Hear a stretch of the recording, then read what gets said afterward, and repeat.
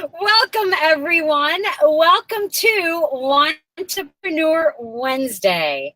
My name is Patricia Cimino. For those of you I don't know, I am a certified life coach, and I help women discover, define the entrepreneur within. So if you are a woman who's kind of, she's where you've worked before, you put your career off to the side, you decided to stay home and raise your kids, and now your kids are getting a little older and you're wondering what's next. You're wondering, what is that next chapter of myself? Maybe there's something you're passionate about, but you just don't know what it is. There's something that you feel purposeful with, but you just don't know what it is. That is what I help women do. Pull that, whatever it is, out of you and help you down that journey of entrepreneurship. So this series, this is the fourth month of this series, where every single week I've been bringing to you a different entrepreneur woman who is just rocking out her business. She's a woman who's taken her passion and made it a business. So if anything from this interview resonates with you, I've got 3 spots for one-on-one coaching. I do complimentary consults. So jump on my calendar at my website, book a consult, and see if working with a coach is something that might help you clear through the fog and see what it is that you want to do with your next chapter. So with that, I want to introduce to you this week's entrepreneur. She is a dear friend of mine that I met about 4 years ago when my house was going on our town's kitchen tour. They did a tour of the whole house, and Leslie Hutchison of Leslie Hutchison Interiors did the interior space for my house. And I'm going to tell you, not only was she fantastic to work with, she has a great eye. I love her style. She's got a little bit of tradition, but a lot of new, modern, clean lines, a lot of color, a lot of pattern. Just, she's super, super talented. And I wanted to bring her online to let her share her story of how her journey evolved. Leslie's also part of my Women Entrepreneurs Mastermind group that meets once a month locally in the suburbs of Chicago. So without further ado, Leslie Hutchison. Welcome, Leslie. Thank you. Hi, everybody. Thanks for having me, Patty. So, Leslie, I just want you to share with the audience, what it is that you do, because, interior design has a broad label. And I know, just like life coaches, interior designers have different little niches that they specialize in. So I want you to share who it is that you help and what it is that you do and how long you've had your business, how you got to this point. All right. Lots of questions. So I'll just dig in. So basically, the interior design that I do is custom residential interior design. What that says, that means that I really try to customize my design to individual clients. I don't do a cookie cutter design. I don't impose my style on my clients over and over again. I look at each client as, a unique individual and a unique opportunity to do a project that basically takes their personal style and makes it the best version of itself. So, it totally does depict you. That's what you did with my house. Yes. Oh, thanks. I really had a lot of fun working with you. So how I came about to, opening up and developing Leslie Hutchison Interiors is, my mother is an interior designer, and I grew up in a very creative environment. She used to basically bring me to the mart with her. And as actually kind of a young girl, I knew my way around the mart. Wow. And she also would, ask my opinion on different fabrics and so forth. So I felt like she really gave me my eye for design. And so then, I went through my journey of life, graduated college, and I basically went into the sales arena and took various sales positions on. And from that, I really learned how to develop relationships with clients, but not in a creative arena. So then as my kids were growing up, a mutual friend approached me that was building a home, and she kept asking me questions, getting my input on her, different selections she was making. And finally, she just said to me, "Can I hire you?" And I thought, well, I don't have a business set up yet. But so I actually went back to my mother and I said, "What do you think, Mom?" She's like, "Absolutely do it." And so I did. I set up my Leslie Hutchison Interiors business. I luckily, I knew a lot about various resources.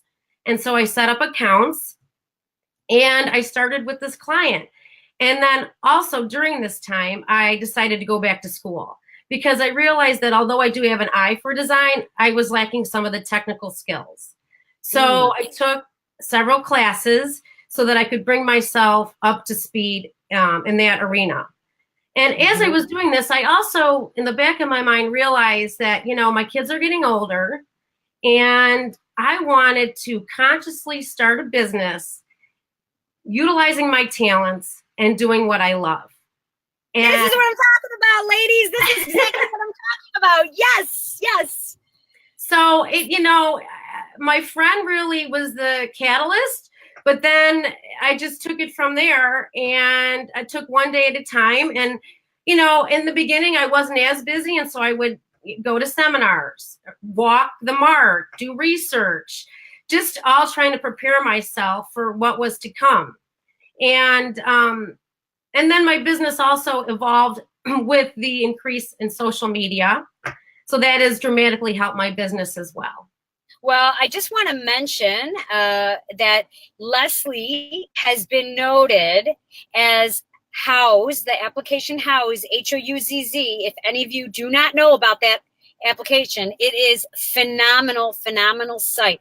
As a matter of fact, I used it a lot when we renovated our last home. Just got great inspiration, great design tips from there. She has been recognized on Houzz as one of the best of 2018. That is a huge accomplishment because there's so many people in this field. It's a pretty robust field, wouldn't you say? There's a lot of designers, decorators, all those types of people. There absolutely is. So I'm very thankful. I've had great clients that I've worked with, and I've developed some great friendships out of it. And it seems to me like the design process is a journey in that you might start with something small, but inevitably it keeps going. And, clients will circle back to me and we'll do a project. And then 6 months later, they'll say, "Okay, I'm ready to start the next thing," Yeah, it's kind of like a hairdresser. Once you find a really good one, you don't want to leave the person. Oh, well, yeah, exactly. When you find a good designer, you want to stick with them because you get to know the client intimately, right? And it's the process is supposed to be fun. And, we're creating a space that people can, their home where they can connect with others, they can entertain. It's supposed to be creating conversational spaces where they can just chill. Where we can showcase their treasures and kind of what their life's journey has been, but also, like I said, incorporate new ideas. So, it's very rewarding. So let me ask you, because you just said it's supposed to be a fun journey for the client and for you, because this is right. From the way discussions we've had and the way you talk, you're doing something you're passionate about. You want it to be fun, right? Right. Yeah. What happens during those moments when it's not fun, or when you've got a difficult client, or you've got a challenging situation with their environment? What type of mindset do you embrace to handle those types of situations? I think I have a kind of a never give up, and I will research something, ad nauseum for a client, and sometimes I will actually, there's no ego here. So I will admit when I'm wrong, and I might circle back and, reevaluate. But I think that, I just do a lot of research and I just take a step back, and I am kind of an is what it is kind of girl.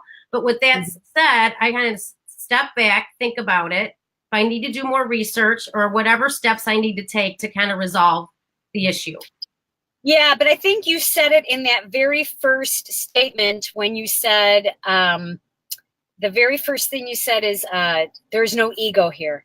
So having that mindset of, okay, I'm going to take a step back. That person, I need to put this Right. part off to the side. That's huge, right? Because Right. There sometimes, may be a difference of opinion, and sometimes, I can gently nudge my client to maybe get out of their comfort zone. And there's other times where I need to actually redirect and be like, you know what, that is maybe the way to go. So again, that's kind of every day's different, every project's different, and that's what makes it interesting. yeah. So let me ask you now, setting up shop as your business, you've been in business for a while. What has been one of the biggest challenges of the business side of this, like becoming an entrepreneur, like actually turning it from a hobby to, collecting money for your projects? Right. Well, luckily I have a great husband that has a lot of knowledge about finance. So he's been very a support factor for me. I use QuickBooks, which has made it very easy for me. And so I Track things, or for what? For what? Like billing. billing. Okay. Yeah. So if we're going to get into the business side of it, I had to really, as I was growing in my business, I also had to, I think one of the main obstacles was that you have to value what you do and you have to put value to that. And, sometimes we as women want to give things away, or, I want to just sometimes give it away. And I had to really put a value to what I do and communicate that to the customer, so that in my first initial phone call with the client, I really do go over my fees, how my business is structured. And then I also give them the opportunity to, get back to me, talk to their husband or wife, and make a conscious decision to, hire me. So that's how I approach my business.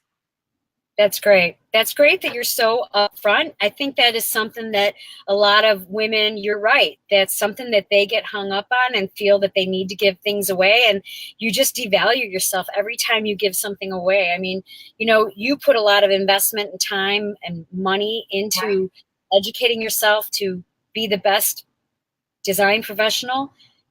There's definitely, giving it away is what you put into your business to become Yes. the professional that you are. Yes. So Yeah. let me ask you a question. What advice would you give to a woman who's thinking about starting a business on her own? Maybe she, has been out of the workforce for a long time and she's thinking, she wants to do something and she's kind of navigating those waters. What would you say to her? I would say do it. Like you always say, take action. I think that's what I did, and that, you can't let yourself get overwhelmed by, oh, I got to do a million things to set this up. So you basically just, when I first started, it was all about setting up accounts. I mean, so that I could purchase and get designer trade pricing, and also trying to grow my resource list, because you're only as good as all the resources you have access to and can bring to the table and draw upon. So I think, and I still do that to this day. I'm constantly looking for new resources, new ideas to incorporate into my designs.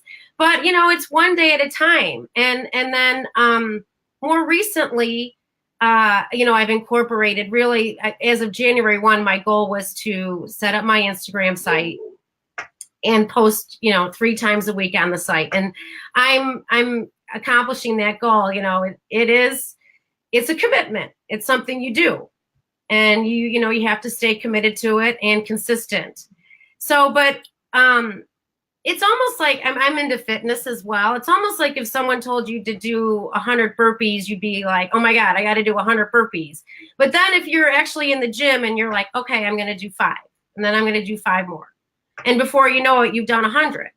And I think that's how, each day is. I work by lists. I make lists, and it's just, again, taking action. Yes, yes. What has been the best mistake you've ever made during this journey of entrepreneurship? Right. I really thought about this question um, because, um, I wanted to talk about something that I really learned from. And I would say that my best mistake was misreading my clients. So, Oh. and yeah, so what I mean by that is actually not really digging deep enough to make sure that we were a good fit for each other. Mm. Yeah, so you're excited, you're learning about their project and that, but you may not always be, your mission statement may not always be on the same page as your client's expectations. Maybe your client wants just your ideas and wants to go to a big box store and shop your ideas. Maybe your client isn't forthcoming with their budget. And so that, you need to dig deeper and really explain that you're really on their team, that I'm respectful of their budget. And that only helps me in my product selection. So So, how did you come to that? Did you have an incident and that's what got you clear on this process?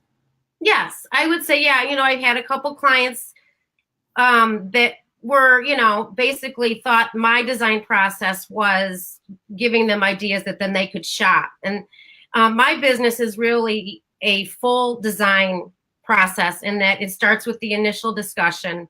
It goes throughout the whole process to the finishing details. So I see that entirely through.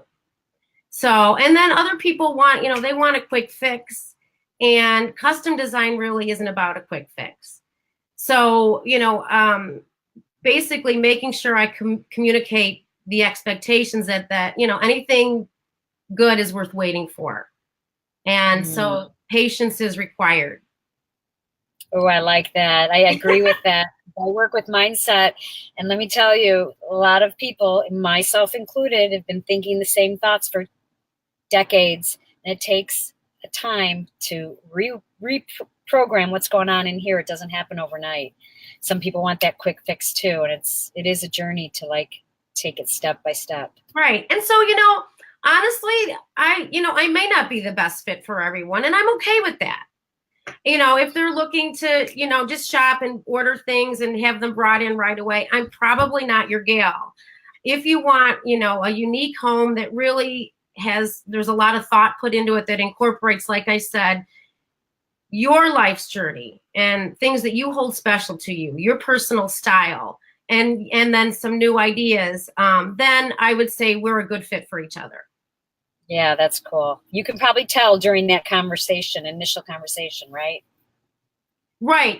But you have to, when you're first starting out your business, you have to get clear with how, what your mission is. And And you who you can't be serve. everything to everybody. Yes. To Yep. be okay with, decide like what's going to make me happy. I love what I do. And so what type of direction of design am I going to go in? Am I going to go into e-design where I'm just sending them an electronic design? Or, I'm more, again, from my sales background, I'm a relationship builder. So I need that touchy-feely. I need that contact with my client throughout the process. Yeah. Yes, yes, I love that. Sounds very similar to the processes that I have in place with coaching clients. Not everyone's my ideal client, and I'm happy to share them, to, give them another resource for who might be better suited for them. Awesome. Right. So tell the audience where they can find you online, where they can find you offline. Tell them what your demographic is as far as where you go locally, how far you go out, how far you service clients, and all that good stuff. Sure, I'd love to. So I basically service the Chicagoland area. I live in Joliet, Illinois, but I travel all throughout pretty much the western suburbs. Your area, Hinsdale, Clarendon Hills, Western Springs, Elmhurst, Glen Ellen. I even go like to New Lenox, Mokina, my area, which is Shorewood, Plainfield, Naperville. I have some clients in the city. So I would say that's roughly around a 25-mile radius around me. I can be found, I have a website, which is LeslieHutchisonInteriors.net. And my name is ISON because a lot of times, ever since I married Duffy Hutchison, everybody puts an N in the middle, Hutchinson. And so it's LeslieHutchisonInteriors.net. I'm on Instagram under Leslie Hutchison Interiors. And of course, House. I have my full portfolio up under Find a Pro under my name on House. Okay. And don't you have Leslie Hutchison Interiors on Facebook? They're your own page as well? Do you? I do. You're right. I have. Thank you. Yeah, I have that as well. You'll probably see so my Instagram site, like I said, has been a new focus for me. And so you'll see many more posts on Instagram than you see on Facebook from me. So if you're looking for ideas and examples of my work, I shoot that on Instagram quite frequently. On House, you'll see like my full project portfolios as well as my website. Great. Good. I'm so happy we had a chance to connect. You guys, if you loved this interview, throw me some likes, share the love out to your friends, share the interview out, let them know that these interviews are taking place every week for inspiration. And just thank you so much for taking time out of your Wednesday. I had to come to my car because I am on vacation. Hard time getting internet. I wanted to bring this interview to you. So have an amazing rest of your week. Leslie, thank you so much for being here. Thank you so much, Patty. And I love being a part of your entrepreneur group as well. So thanks again. Awesome. We'll see you all next week. Bye-bye.